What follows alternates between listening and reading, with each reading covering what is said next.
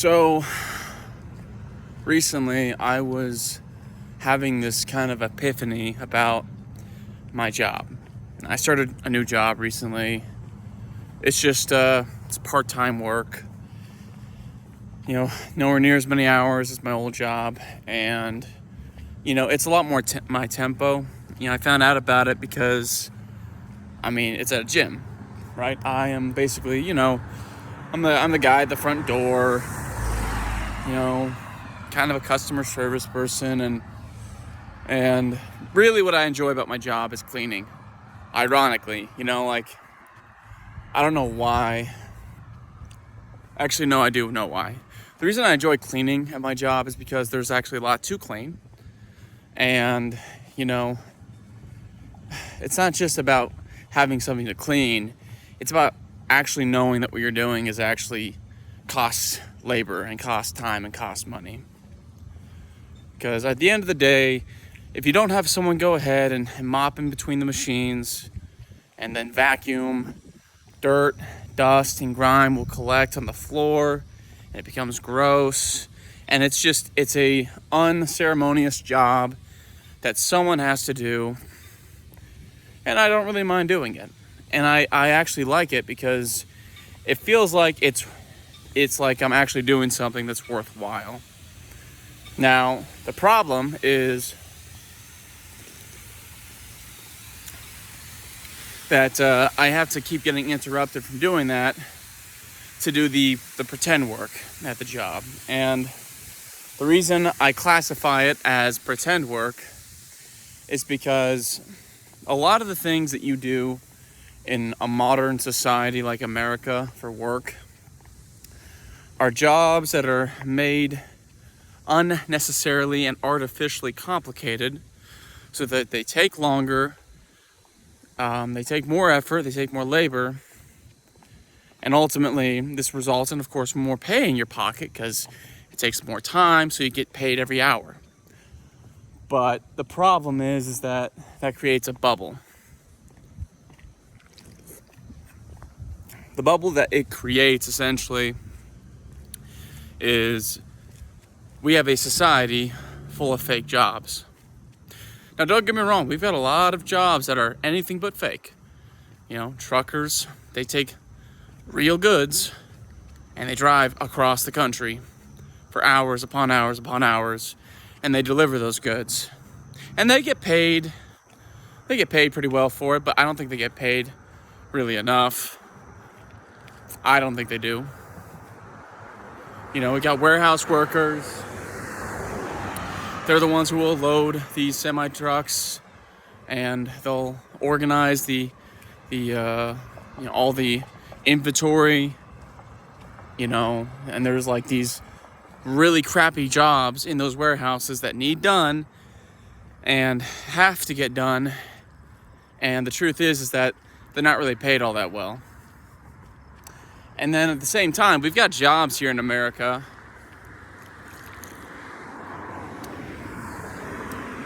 that only exist because of loopholes and bureaucracy. A good example of this is actually lawyers. Now, lawyers aren't inherently bad, okay?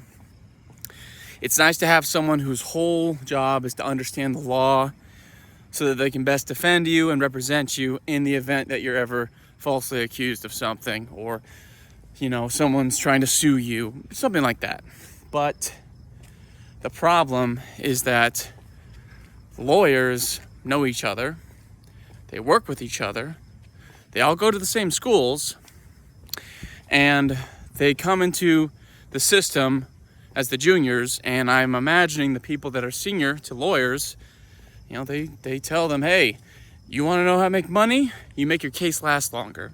The longer your case lasts, the more hours you get to charge. The more hours you get to charge, the more money you get overall. And the way you do it is you have your competing lawyer draw things out, you draw things out, they draw things out, and you draw things out. Before you know it, something that could have been settled in literally a week takes months to get figured out. And because it takes months, it costs 10 times as much as it should. And the little guy gets screwed because they can't just throw away $20,000 into a lawyer. All right, that's life-changing money for a lot of people. And before you say $20,000 is not a lot of money, yeah, you can't buy a house. Yeah, you can't buy a brand spanking new car. Yeah, it's true. But the fact of the matter is that $20,000 can be life-changing for a lot of people. And right now, it would be life-changing to me because it would give me enough to have a down payment for a house. And right now, that's something that's kind of really holding me back. Which sucks because, I want my life to start now. I'm turning 26 pretty soon here, and I just don't have the money I need to own a home. Now, the thing is that if I could just buy a house for $60,000, that'd be one thing. I'm willing to take on a loan for 60 grand. But that's just not what the reality of buying houses are today. It's been turned into this artificial, bureaucratic, you need to know someone who knows someone to get you a good house for a good deal. And there are rich people who are buying up all the real estate, which artificially dries up the remaining real estate that's available on the market. And that squeezes out new homeowners like myself or young couples. In fact, I remember there was this one gal at my job, and she was complaining about how the IRS owed her a lot of money and they weren't paying her back. And she needed that money to make an offer on a house. And this was a good damn deal. And they were not going to get a house like this again. Not for a while. She had a 6-month-old kid and her partner. I don't know if they're married. I don't care.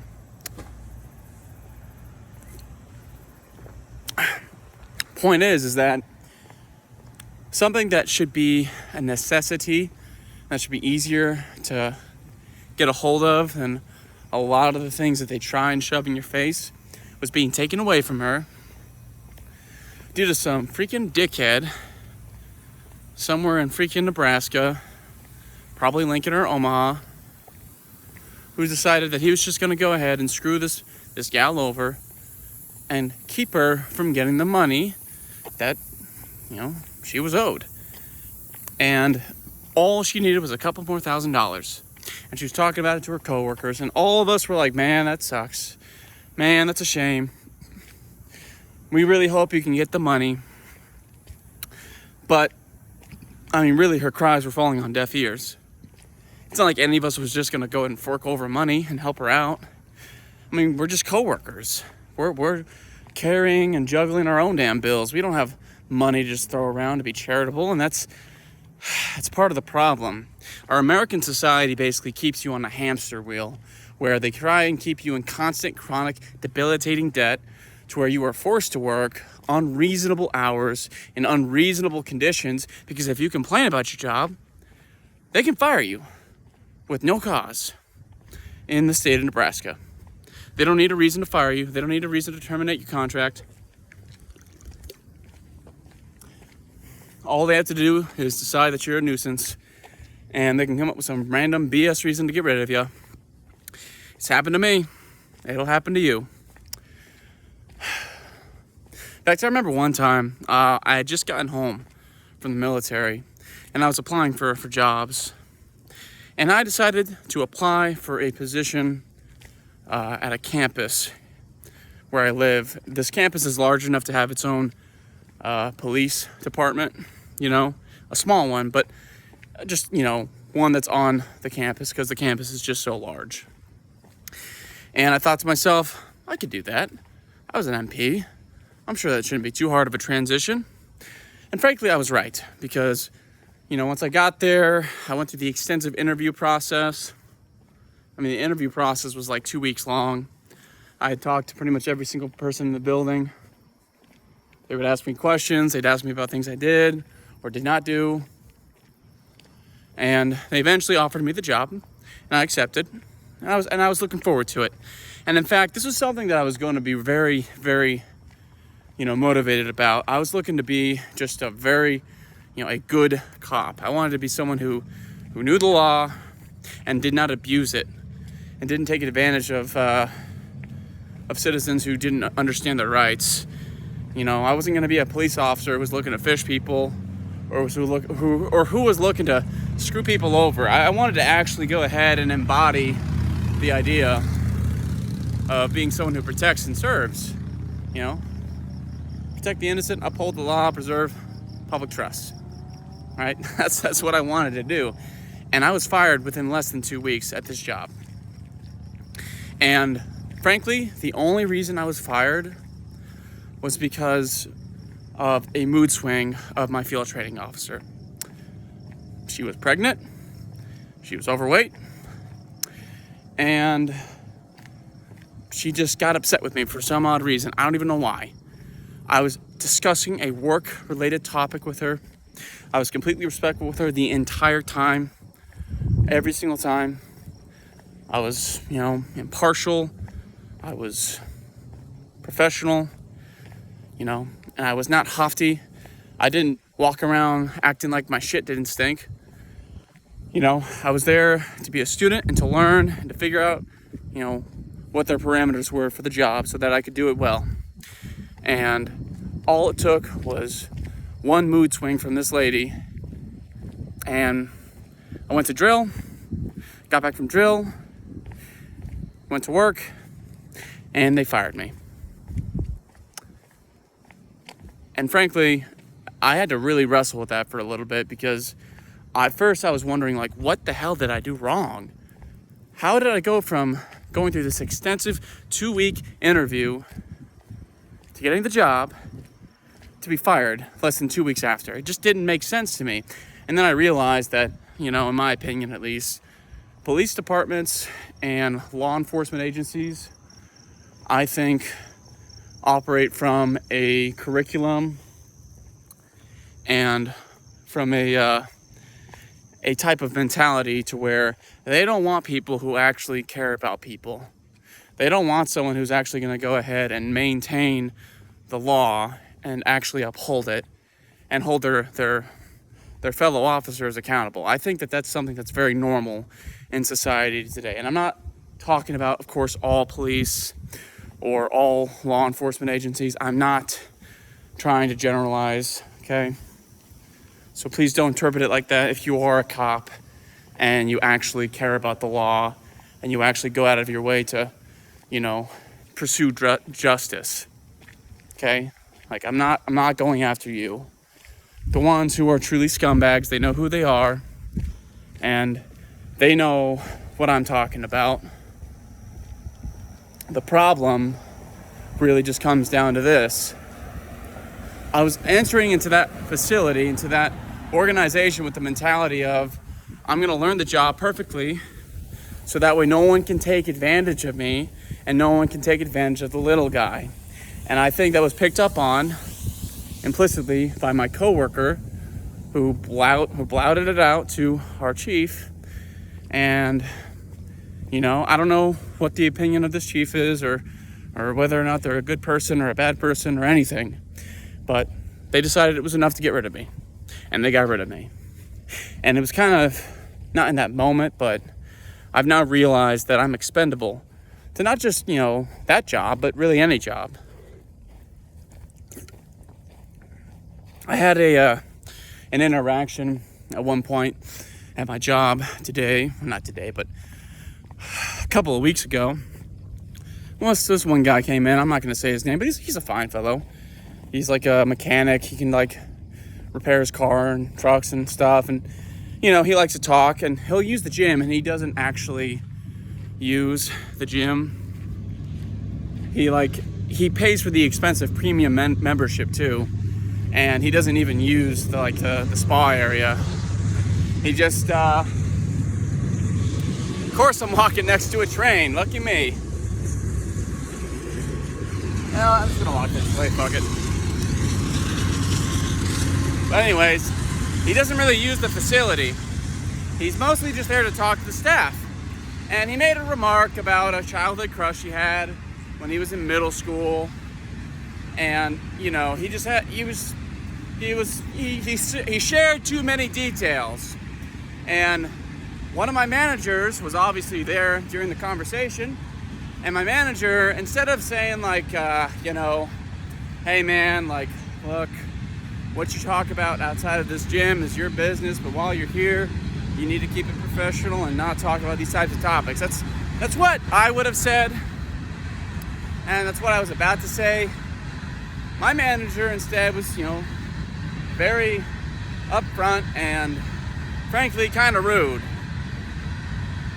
and also pretty passive aggressive, and said some choice things to the guy, and the guy was not happy about hearing that because he didn't mean it the way it was being interpreted, you know. And he's not a bad person, as far as I can tell. And after that interaction that I had, you know, with that manager, I was like, wow, this guy's kind of a dick. Like, that was not necessary. And he himself admitted that this was the first time this person had ever said anything that was kind of weird or not okay to say in the gym. And so all I could think to myself was, well, then why were you so harsh? And I came to find out that there are actual troublemakers in that gym who have caused actual problems, you know, have ended up causing people at that club, that gym, to quit. And,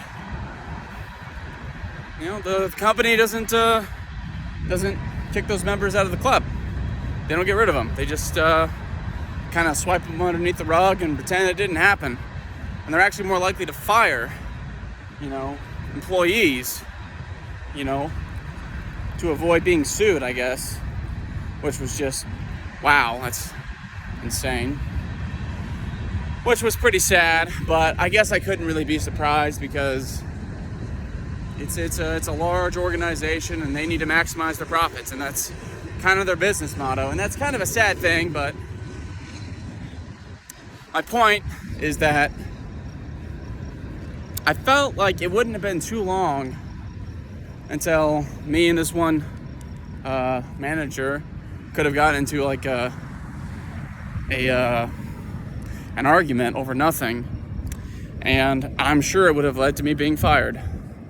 And so it feels like I have to walk on eggshells at my job, you know, and it's like, it's also kind of not worth the money they pay. Like, I love mopping the floors and sweeping and vacuuming and dusting and, you know, making sure the place is clean, because that's something I get satisfaction out of, because it's actual worthwhile labor, you know, that needs done. The problem is that there's a lot of extra things they ask you to do that are not worth the measly $15 an hour they pay you.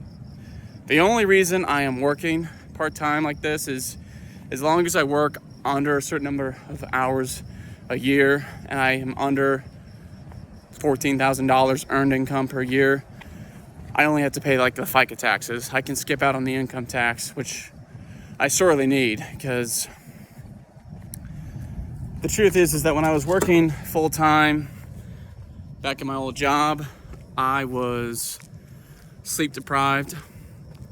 My back was constantly in chronic pain, and frankly, my back still hurts, and I need to go to I have a doctor's appointment, and I have to go talk to them in a little bit and see what's wrong with me, because it's so bad now that I can't even stand a full 8-hour shift anymore without having debilitating back pain. And that back pain probably came from when I was in the military. And unfortunately, I was a dumb, goofy goober, and I never went to medical for it. So the chances of me ever being able to go ahead and get compensated for that are basically slim and none, you know? My options are SOL or really shit out of luck, which I've come to terms with. If I can, you know, get seen by the VA for it, that's great, but I know that it's very normal for veterans to be kind of looked over by the VA and whatnot, so I have no expectations about it. My buddy is the one who even, you know, my buddy's the one who got me to go ahead and even bother getting into this, you know, so Oh, a tire sale. That would have been nice freaking a month ago. Oh well. But yeah, that's basically that. I'm sure this video will not get that many views since it's basically just me ranting and rambling about nonsense. But if you're here to the end, I appreciate it. You don't have to like. You don't have to subscribe. If you want, you can leave a mean, nasty comment in the comments. I don't mind. It's okay. Thanks.